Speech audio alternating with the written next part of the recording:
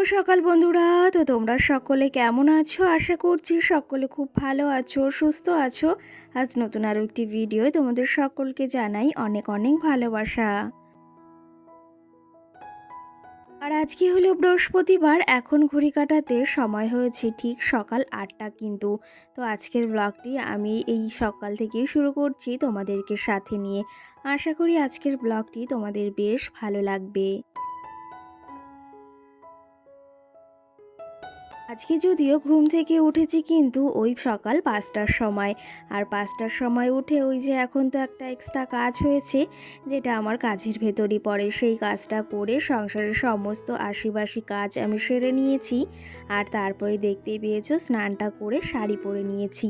আর আজকে না শাড়ি পরেছি, শাড়ি পরতে জানো তো বেশ ভালো লাগে, কিন্তু ওই সময় সুযোগের জন্য একটু শাড়িটা ক্যারি করতে অসুবিধা হয় মাঝে মধ্যে, তো সবসময় পরা হয় না।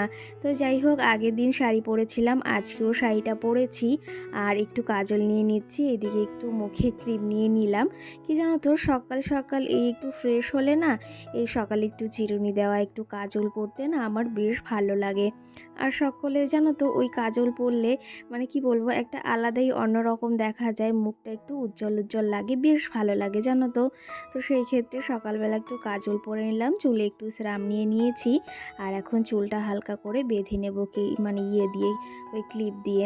না হলে ওই চুল ছাড়া থাকলে সেই প্রচুর পরিমাণে ধুলো বালি মালের, তো সেই ক্ষেত্রে অসুবিধা হয় আর চুলটা ভীষণ নোংরা হয়।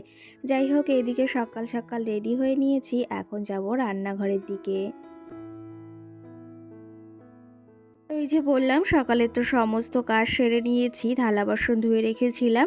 আর এদিকে এই যে স্নানটাও সেরে এসেছি, এখন টুকটুক করে কাজগুলো করব। এখনও যেন মালের কাজ রয়েছে, এক বান্ডিল মাল রয়েছে। ভেবেছি একদম রান্না বাড়া সেরে তারপরেই ওই কাজটা করব। কারণ ওই যে মামামের খাওয়ানো টাইমটাও হয়ে যাচ্ছে, মামামের জন্য আজকে ভেবেছি একটু সুজি করব। আর তার আগে আমাদের জন্য একটু চা করে নিচ্ছি।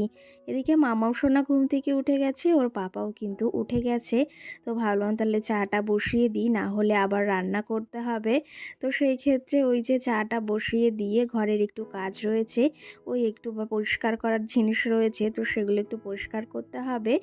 আর এদিকে তোমাদের বললাম তো মামাও সোনা ঘুম থেকে উঠেছে।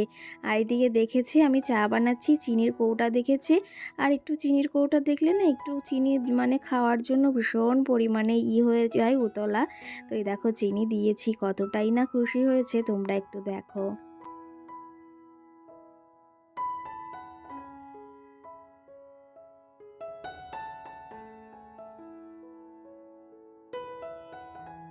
ওকে কিন্তু চিনি একদমই দেওয়া হয় না, এই যে মুখের সামনে যখন দেখেছে কৌটাটা, তখন আর না দিলে হচ্ছিল না, ভীষণ পরিমাণেই জেদ করছিল।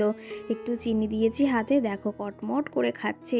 জানো তো, ওর ওই চিনি খাওয়া দেখে আমার একটা ঘটনা মনে পড়ে গেল। সেটা হচ্ছে ওই ছোটোবেলায় যখন আমরা মানে ছোট্ট ছিলাম, যখন ওই হয়তো 5-6-এ, কিংবা না 5-6-এও না, ওই 3-4-এ পড়তাম, তখন না আমি চিনি মুড়ি দিয়ে খেতে ভীষণ ভালোবাসতাম। আর এমনিতেই আমার চিনি বা মিষ্টি জিনিসটা আমি বেশ পছন্দ করি ছোটোবেলা থেকেই, তো ভীষণ ভালো লাগে আমার। তো যাই হোক, ওই মামামের ওই চিনি খাওয়া দেখে আমার সেই ঘটনাটা মনে পড়ে গেছিলো। আর কি জানো তো, ওর মাঝে মানে ওর মাঝে মাঝে এই এক একটা জিনিস থেকে আমার নিজের কথা বা ছোটোবেলার কথাগুলো বেশ মনে পড়ে। যাই হোক, ওর মাঝেই কিন্তু আমি আমার ছোটোবেলাগুলোকে দেখতে পাই, আর এটা ভীষণ ভালো লাগে। আর এদিকে সকাল সকাল জামা কাপড়গুলো ধুয়ে দিয়েছিলাম ভিজিয়ে, তো সেগুলো জল ঝরেছে। এখন এই যে আজকে বেশ ভালো ওয়েদার, কালকে না ভীষণ পরিমাণে ঝড় বৃষ্টি হয়েছিল। তো সেই ক্ষেত্রে মানে কি বলবো, ঝড় বৃষ্টির পরের দিন যে একটা গৃহবধূর সকালে বা যদি রাত্রে ঝড় বৃষ্টি হয়, সকালে উঠে যে এত কাজবাজ থাকে, বা যখনই ঝড় বৃষ্টি হোক না কেন, কিন্তু তারপরে আমাদের গৃহবধূদের কিন্তু ভীষণ পরিমাণে খাটনি হয়, এটা তোমরা মানো বা না মানো। আর এই যে সকালে উঠে ওই মালের কাজ করেছি, তার পাশাপাশি এখানে ঝাড় দেওয়া ওখানে ঝাড় দেওয়া, এটা ভেঙে রয়েছে। তো সেই ক্ষেত্রে ভীষণ পরিমাণেই না কষ্ট হয়ে যায়। আর এদিকে দেখো জামা কাপড়গুলো রোদ্রে মেলে দিয়েছি। বললাম যে আজকে বেশ ভালো রোদ বের হয়েছে, রোদ বের হলে না জামা কাপড় জানো তো ধুতেও ইচ্ছা হয় অনেকটা। এদিকে আমি চাটা বসিয়ে দিয়ে জামা কাপড়গুলো মেলতে গিয়েছিলাম, মেলে দিয়ে এসেছি। আর এদিকে আমার চাটাও প্রায় ফুটে এসেছে, আর একটু আদা দিয়েই চা করছি। এই দুটো দিন একটু আদা দিয়ে চা খাচ্ছি, বেশ ভালো লাগছে। আর এখনের ওয়েদারটা তো ভালো না, বৃষ্টি হচ্ছে, সঙ্গে কুয়াশা, সঙ্গে আবার ঠান্ডা পড়ছে, গরম পড়ছে। এই ওয়েদারটা ভীষণ খারাপ। আর বাচ্চাদের এই সময়টাই ভীষণ কেয়ারিংভাবে রাখতে হয়। আর আমার মামামের একটু ঠান্ডা লেগেছে, তো সেই ক্ষেত্রে আরোই বেশি কেয়ারিংয়ে রাখতে হচ্ছে ওকে। দেখো, তোমাদের সঙ্গে গল্প করতে করতে আমার চা বানানোটা কমপ্লিট হয়ে গেছে। আর এদিকে মামামের জন্য আজকে একটু সুজি করছি, জানি না খাবে কি না, তবুও আজকে আমি ভাবলাম যে ওকে আজকে সুজি দিই। রোজ রোজ ম্যাগিটা বেশ ভালো না, আর এটা শরীরের পক্ষে একদমই ভালো না। তো সেই ক্ষেত্রে আজকে একটু হালকা দুধ দিয়ে আর সঙ্গে কিন্তু একটু জল দিয়ে সুজিটা রান্না করব লবণ দিয়ে। চিনিটা কিন্তু আমি একদমই দেব না, কারণ মাম্মাম চিনি খেতে এই মিষ্টি জাতীয় জিনিস বলতে খাবারগুলো খেতে অতটা পছন্দ করে না। তো সেই ক্ষেত্রে এখানে একটু লবণ, হালকা লবণ দিয়েই আমি সুজিটা রান্না করছি কিন্তু। যাই হোক, এইদিকে প্রায় সুজিটা হয়ে গেছে। আর সুজি রান্না করতে আহামরি একদম সময় লাগে না, ভীষণ তাড়াতাড়ি হয়ে যায়। আর সুজি জিনিসটা খেতেও বেশ ভালো লাগে। চলো তবে এদিকে সুজিটা হয়ে গেছে, এখন নামিয়ে নেব। আর ও গেছে একটু বাজারে, ওর পাপার সঙ্গে মাছ আনতে আজকে বাজারে গিয়েছে, আর একটু সবজি আনতে গিয়েছে। এদিকে ওরে দেখো সুজিটাও কমপ্লিট। এই যে এখনও রান্নাবাড়া রয়েছে, ভাবলাম ওকে খাইয়ে তারপরে একদম রান্নাবান্নার দিকে যাব। ও গিয়েছে যেহেতু বাজারে, সেহেতু ভাবলাম আগে এখন জানলাটা খুলে দিই, আর মালগুলো রয়েছে সেগুলো গুছিয়ে রাখতে হবে। তো চলো তবে, আমাকে একটা দিদিভাই বা বোন কমেন্ট করেছিল যে তোমার ভিডিওগুলো খুব ভালো লাগে, কিন্তু তুমি শ্বশুরবাড়িতে কেন থাকো না। তো আমি তোমাদের বলেছিলাম আমি পরবর্তী ভিডিওতে বলার চেষ্টা করব। তো সেই ক্ষেত্রে কি জানো তো, একটা পারিবারিক সবারই একটা অশান্তি বা মন মালিন্যতা থাকে, তো সেই ক্ষেত্রে আমাদেরও হয়েছিল। আর সেখান থেকে কোনো কারণবশত আমরা এসে এখানে রয়েছি, এটাও কিন্তু আমাদের বাড়ি। তো সেই ক্ষেত্রে এখানেই আছি।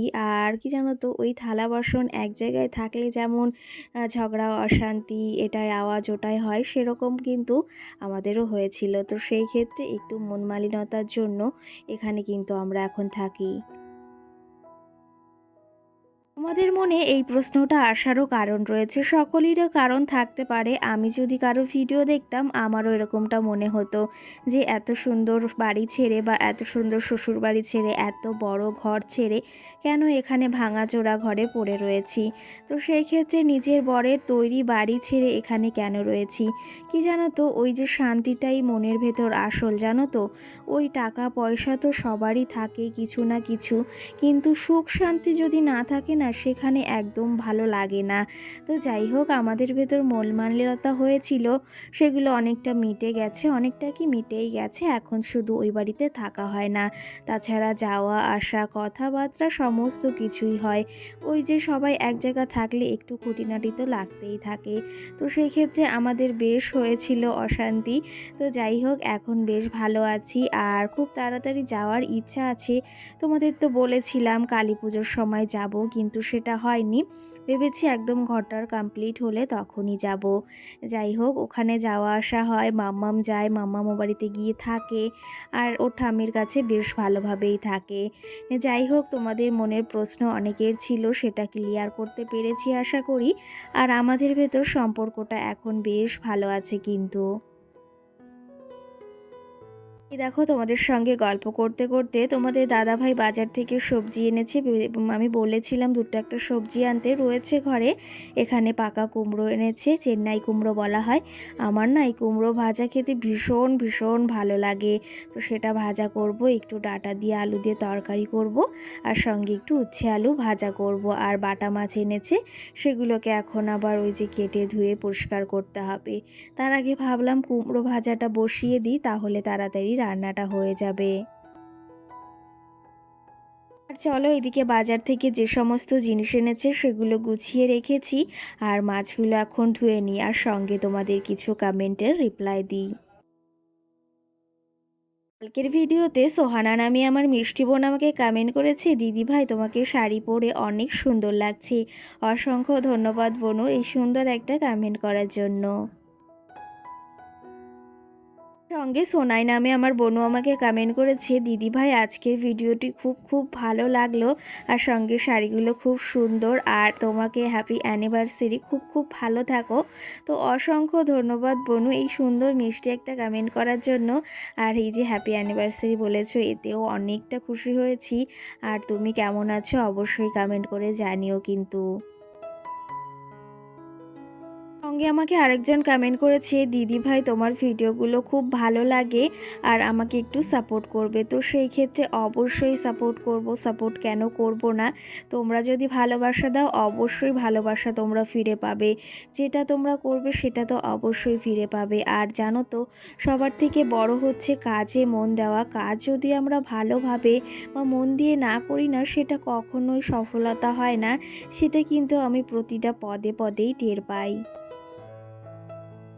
সঙ্গে মৌমিতা নামে একটা বোনও কমেন্ট করেছে, আমিও ভিডিও করি, দেখে এসো দিদি। তো অবশ্যই যাব, দেখে আসব। তো তোমাদের ভালোবাসা ছাড়া কখনোই বললাম কিছু সম্ভব না। এদিকে দেখো সকালে রান্না বাড়া কমপ্লিট করে নিয়েছি, স্নানটা তো সেরে নিয়েছিলাম আগে, আর মাম্মামকে খাইয়ে দিয়েছি। সুজিটা রান্না করেছিলাম, বেশ ভালোভাবে খেয়েছে। আর এই যে বললাম মাল ছিল সেগুলো সমস্তটা গুছিয়ে নিয়েছি, একদম কমপ্লিট হয়ে গেছে। সময়ের ভেতর ওই 11টার ভেতর মাল নিতে আসার কথা। তার আগে সমস্ত কাজ দায়িত্ব সহকারে পালন করে রেডি করে রেখেছি। আর এদিকে রান্না বাড়া কমপ্লিট করে নিয়েছি, এখন খাওয়া দাওয়া করব, তারপরে একটু বিশ্রাম নেব। আর এর মাঝে তো আরও কাজ সেরে নিয়েছি, রান্না বাড়ার পরে কত বাসনপত্র সেগুলো গুছিয়ে নিয়েছি, রান্নাঘর পরিষ্কার করে রেখে এসেছি। আর কালকে যেহেতু বৃষ্টি হয়েছিল সেহেতু প্রচুর পরিমাণেই রান্নাঘরে জল পড়েছিল, তার ভেতর রান্নাবাড়া করেছি, গ্যাসটা এখনও অবধি আনা হয়নি। আর মাম্মামকে স্নানটাও করিয়ে দিয়েছি। এদিকে দেখো ওই তরকারি রান্না করেছি ডাঁটা আলু দিয়ে, বাটা মাছ দিয়ে উচ্ছে আলু ভাজা করেছি, শশাটাও কেটে নিয়েছি। আর সঙ্গে করেছি একটু কুমড়ো ভাজা, আমার বললাম ভীষণ ভালো লাগে।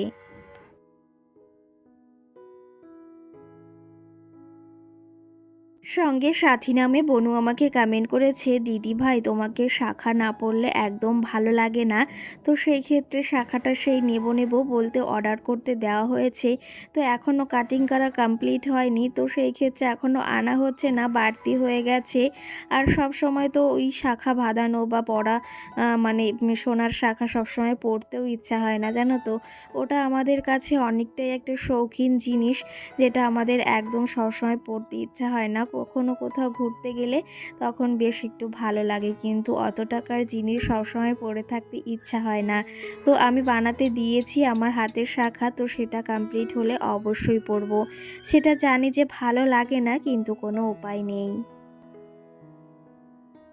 সঙ্গে মল্লিকা নামে একটা দিদিভাই বা বোনও আমাকে কমেন্ট করেছে, আমি বাড়িতে দুটো অ্যাডিনিয়াম গাছ লাগিয়েছি, 4 মাস ধরে না মানে বড় হচ্ছে, না পাতা গজাচ্ছে, না ডাল বের হচ্ছে, কি করব বলো। তো সেই ক্ষেত্রে তুমি একটু সকাল বিকালে একটু জল দাও, আর সেটাকে একটু মাটিটা একটু মানে খুব মানে একটু নাড়াচাড়া দিয়ে দাও, হয়তো আমার মনে হয় গাছটা বেশ ভালো হয়ে উঠবে। যাই হোক, এদিকে দুপুরে আজকে একটু কুল মাখা হয়েছিল, সেটাই একটু এখন বসে বসে খাবো। আর ব্লগটি বেশি বড় করব না, এখানেই শেষ করব। সকলে ভালো থেকো, সুস্থ থেকো, টাটা।